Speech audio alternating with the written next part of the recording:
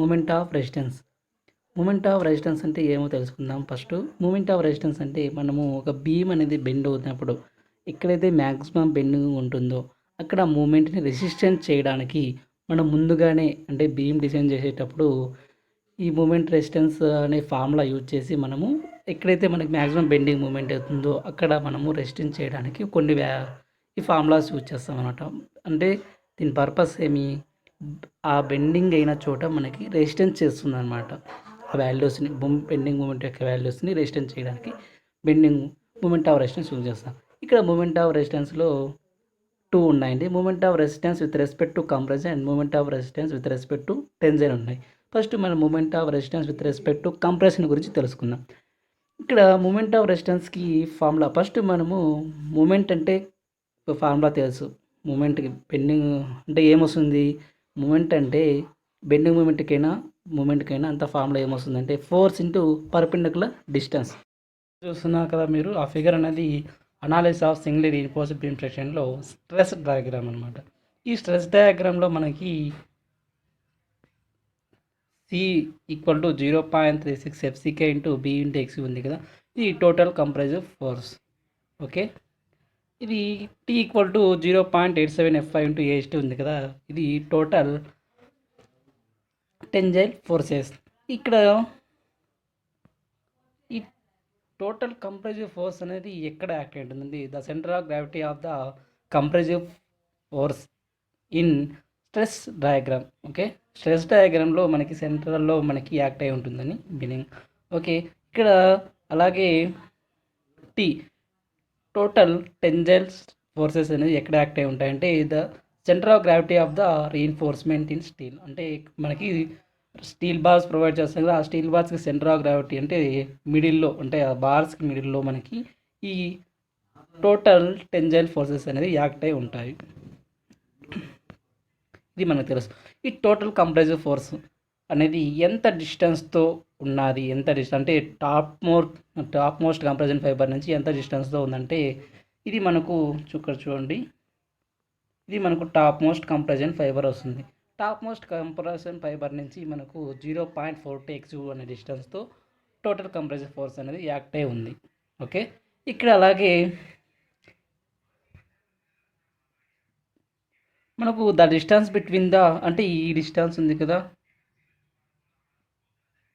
అంటే ఏమని వస్తుందంటే మనకు దీన్ని ఏ విధంగా అనొచ్చు అంటే the distance between the total compressive force and total tensile forces అంటాం అనమాట.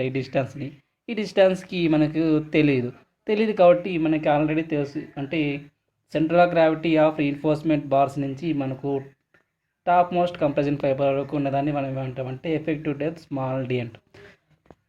ఈ స్మాల్ డీని అని తెలుసు కదా, ఈ స్మాల్ డి నుంచి మనము ఈ 0.42 ఎక్స్యూ అనేది తీసేస్తే మనకు వచ్చేది ఈ డిస్టెన్స్ అనమాట. అంటే ఈ డిస్టెన్స్ వస్తుంది మనకు.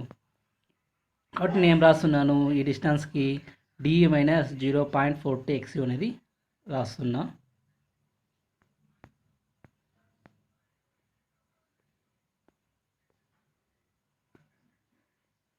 D minus 0.42 into X U. Okay, దీన్నే మనం ఏమంటామంటే లెవర్ ఆర్మ్ అని కూడా అనొచ్చు. Lever arm is defined as the distance between the resultant compressive force and the resultant tensile forces. ఓకేనా, దీన్ని మనం లెవర్ ఆర్మ్ అంటున్నాం. ఇది కొద్దిగా సమ్ బేసిక్స్ అనమాట. అంటే మూమెంట్ ఆఫ్ రెసిస్టెన్స్కి మనము ఈజీగా ఫైండ్ అవుట్ చేయాలంటే ఫార్ములా అనేది కొన్ని బేసిక్స్.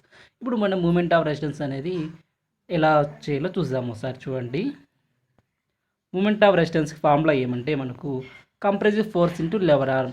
అంటే మనకి ఎక్కడైనా కానీ బేసిక్స్గా మూమెంట్కి మన ఫార్ములా ఏమంటే ఫోర్స్ ఇంటూ పర్పెండిక్యులర్ డిస్టెన్స్ కదా.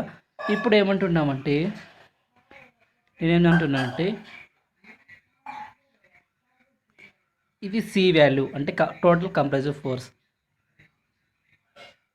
ఇది మనకు ఆ కంప్రెసివ్ ఫోర్స్కి పర్పెండిక్యులర్ డిస్టెన్స్. ఓకేనా, ఆ పర్పెండిక్యులర్ డిస్టెన్స్ని మనం ఏమంటున్నాం లెవర్ ఆర్మ్.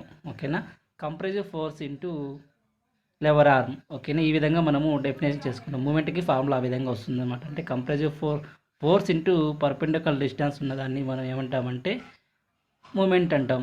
కాబట్టి ఈ విధంగా నేను ఫార్ములా అనేది according to the diagram base చేసుకుని మనము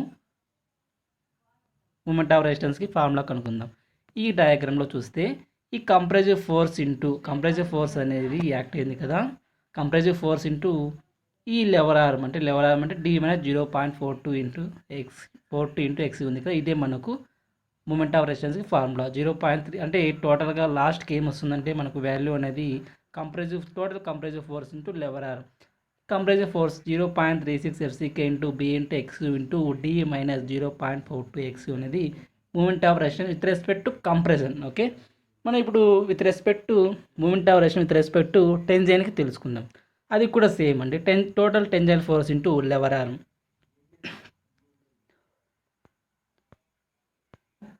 ఇప్పుడు చూస్తే టెన్జైల్ ఫోర్స్ అంటే మనకి ఏమొస్తుంది, ఇక్కడ డయాగ్రామ్ చూడండి ఒకసారి. ఈ టెన్జైల్ ఫోర్స్ అనేది ఎక్కడ యాక్ట్ అయి ఉంటుంది, centre of gravity of the reinforcement బార్స్కి యాక్ట్ అయి ఉంటాయి టెన్జైల్ ఫోర్సెస్ అనేది. ఈ tensile forces into perpendicular distance అంటే ఏమొస్తుంది మనకు, లెవర్ ఆర్మ్ అని మనం ఏ విధంగా రాసుకోవచ్చు, డి మైనస్ 0.42 ఎక్స్గా రాసుకోవచ్చు. కాబట్టి మనము moment of resistance with respect to టెన్జైన్కి మనం ఏం తీసుకుంటామంటే total tensile force into lever arm. కాబట్టి మనం ఏ విధంగా రాసుకుంటున్నాం, టెన్జైల్ ఫోర్స్కి మనకు ఫార్ములా తెలుసు, 0.87 into F I into A S T into D minus 0.42 into X U, where F I is the grade of steel or yield strength of steel. AST means area of steel in tangent. D is the effective depth. XU is the depth of neutral axis. ఇది మనకి moment of రెసిస్టెన్స్కి find out చేయడానికి formulas. Very important for the moment of resistance అనేది మనకి very important.